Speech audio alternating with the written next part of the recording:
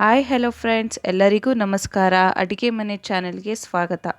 ಇವತ್ತು ಸಿಂಪಲ್ಲಾಗಿ ಮತ್ತು ಟೇಸ್ಟಿಯಾಗಿ ಬೀಟ್ರೂಟ್ ಪಲ್ಯ ಹೇಗೆ ಮಾಡೋದು ಅಂತ ತೋರಿಸ್ಕೊಡ್ತಾ ಇದ್ದೀನಿ ನಾನಿವತ್ತು. ಇದು ತುಂಬ ಹೆಲ್ದಿ ರೆಸಿಪಿ ಕೂಡ. ಇದು ಚಪಾತಿಗೆ, ಪೂರಿಗೆ, ರೊಟ್ಟಿಗೆ ನೆಂಚ್ಕೊಳಕ್ಕೆ ತುಂಬ ಸಖತ್ತಾಗಿರುತ್ತೆ. ನೀವು ನೈಟ್ ಏನಾದರೂ ಸೈಡ್ ಡಿಶ್ ಆಗಿ ಬೇಕು ಅಂತಂದ್ರೂ ಇದು ಸೂಪರಾಗಿರುತ್ತೆ ಫ್ರೆಂಡ್ಸ್. ಬನ್ನಿ ಹಾಗಾದರೆ ತಡ ಮಾಡೋದು ಹೇಗೆ, ಬೀಟ್ರೂಟ್ ಪಲ್ಯ ಹೇಗೆ ಮಾಡೋದು ಅಂತ ನೋಡ್ಕೊಂಡು ಬರೋಣ. ಅದಕ್ಕೂ ಮುಂಚೆ ನೀವಿನ್ನೂ ನನ್ನ ಚಾನಲ್ಗೆ ಸಬ್ಸ್ಕ್ರೈಬ್ ಮಾಡ್ಕೊಂಡಿಲ್ಲ ಅಂದರೆ ದಯವಿಟ್ಟು ಒಂದು ಸಬ್ಸ್ಕ್ರೈಬ್ ಮಾಡ್ಕೊಳ್ಳಿ. ಮತ್ತು ನನ್ನ ರೆಸಿಪಿ ವಿಡಿಯೋಗಳನ್ನು ಮೊದಲಿಗೆ ನೋಡಬೇಕಾದಲ್ಲಿ ಪಕ್ಕದಲ್ಲಿರುವ ಬೆಲ್ ಐಕಾನನ್ನು ಕ್ಲಿಕ್ ಮಾಡಿ, ಹಾಗೆ ಒಂದು ಲೈಕ್ ಕೊಡೋದನ್ನು ಮರಿಬೇಡಿ.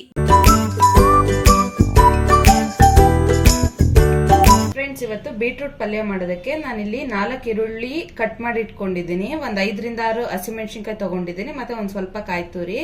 ಇಲ್ಲಿ 2 ಬೀಟ್ರೂಟ್ ದೊಡ್ಡದಾದ ಸೈಜ್ 2 ಬೀಟ್ರೂಟ್ನ ನಾನು ತುರಿದು ಇಟ್ಕೊಂಡಿದ್ದೀನಿ. ಬನ್ನಿ ಇವಾಗ ಹೇಗೆ ಮಾಡೋದು ಅಂತ ತೋರಿಸ್ತೀನಿ. ಒಂದು ಸ್ವಲ್ಪ ಆಯಿಲ್ ಹಾಕೊಳ್ತಾ ಇದ್ದೀನಿ.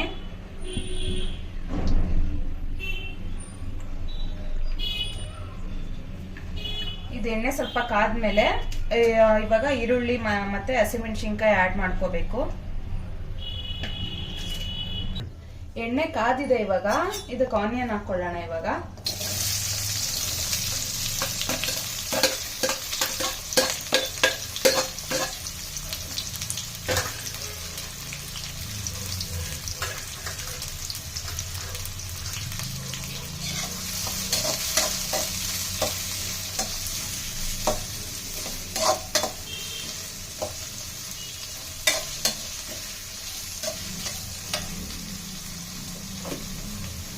ಮತ್ತೆ ಫ್ರೆಂಡ್ಸ್, ಇದು ಆನಿಯನ್ ಸ್ವಲ್ಪ ಬೇಗ ಫ್ರೈ ಆಗಲಿ ಅಂತ ಇವಾಗಲೇ ಸಾಲ್ಟ್ ಆ್ಯಡ್ ಮಾಡ್ಕೊತಾ ಇದ್ದೀನಿ. ನಾನಿಲ್ಲಿ 3 ಸ್ಪೂನ್ ಸಾಲ್ಟ್ ಹಾಕೊತಾ ಇದ್ದೀನಿ.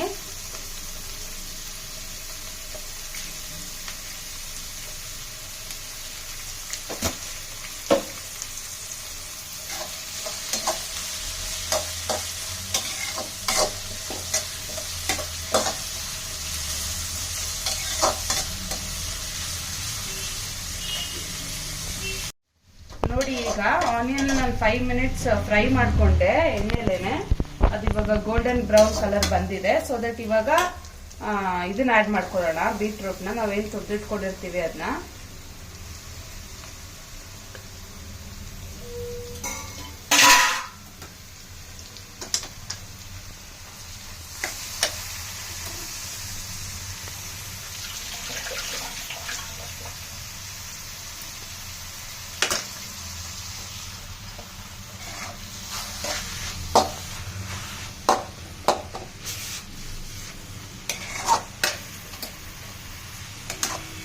ಬೀಟ್ರೂಟ್ ಏನಿದೆ ಇದು ಚೆನ್ನಾಗೆ ಇಲ್ಲಿ ನೀರು ಬಿಟ್ಕೊಳೋ ತನಕ ನಾವು ಕುಕ್ ಮಾಡಬೇಕು.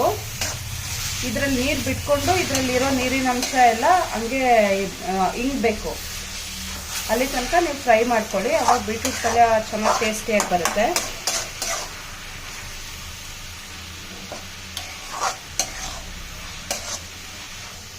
ಮತ್ತು ಈ ಬೀಟ್ರೂಟ್ ಪಲ್ಯ ಚಪಾತಿಗೋ, ರೈಸ್ಗೋ, ಸೈಡ್ಸ್ಗೆ ಏನಾದರೂ ನೆಂಚ್ಕೊಳಕ್ಕೋ ಇದೆಲ್ಲ ತುಂಬಾ ಸಖತ್ತಾಗಿರುತ್ತೆ. ನೋಡಿ, ಈಗ ನಾನೆಲ್ಲ ಚೆನ್ನಾಗಿ ತಿರುಗಿಸ್ಕೊಟ್ಬಿಟ್ಟು ಸ್ವಲ್ಪ ಬಾಯ್ಲ್ ಮಾಡೋಕೆ ಇಡ್ತಾ ಇದ್ದೀನಿ. ಇನ್ನು ಸ್ವಲ್ಪ ಫ್ರೈ ಆಗಲಿ ಎಣ್ಣೆಯಲ್ಲಿ ಅಂತ. ನೋಡಿ, ಇದರಲ್ಲಿ ಇವಾಗ ಇದರಲ್ಲಿರೋ ನೀರಿನ ಅಂಶ ಎಲ್ಲ ಬಿಟ್ಕೊಳ್ತಾ ಇದೆ.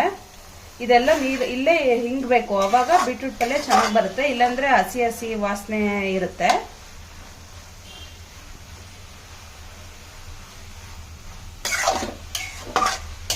ಹೈ ಫ್ಲೇಮಲ್ಲೇ ಇಟ್ಕೊಂಡು ಹಿಂಗೆ ಮಿಕ್ಸ್ ಮಾಡ್ತಾನೆ ಇರಿ, ಇಲ್ಲಾಂದ್ರೆ ಎಲ್ಲ ಬಾಣಲಿಗೆ ತಳ ಹಿಡ್ದಂಗೆ ಆಗ್ಬಿಡುತ್ತೆ.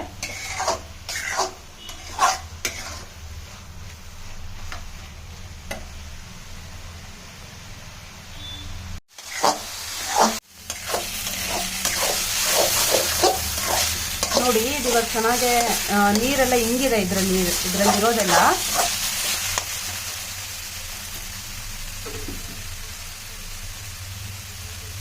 ಇದಕ್ಕೆ ನಾನು ಒಂದು 1/2 ಟೇಬಲ್ ಸ್ಪೂನ್ ಅಷ್ಟು ಧನಿಯಾ ಪುಡಿ ಆ್ಯಡ್ ಮಾಡ್ಕೊತಾ ಇದ್ದೀನಿ. ಮತ್ತೆ ಇದಕ್ಕೆ ಕಾಯಿ ತುರಿ.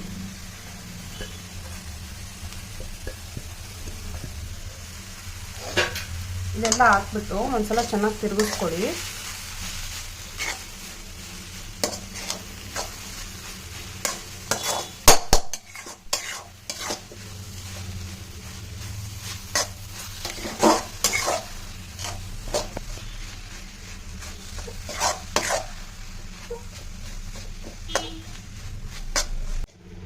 ನೋಡಿ ಇದು ಇವಾಗ ಪಲ್ಯ ಆಗಿದೆ. ಇದು ಬೀಟ್ರೂಟ್ ಪಲ್ಯ. ನಾನು ಗ್ಯಾಸ್ ಆಫ್ ಮಾಡ್ಕೊತಾ ಇದ್ದೀನಿ. ಇವಾಗ ಸರ್ವ್ ಮಾಡೋಕ್ಕೆ ರೆಡಿ ಆಗಿದೆ. ನಾನಿವತ್ತು ಇದು ಬೀಟ್ರೂಟ್ ಪಲ್ಯನ ಚಪಾತಿ ಜೊತೆ ಸರ್ವ್ ಮಾಡ್ಕೊತಾ ಇದ್ದೀನಿ.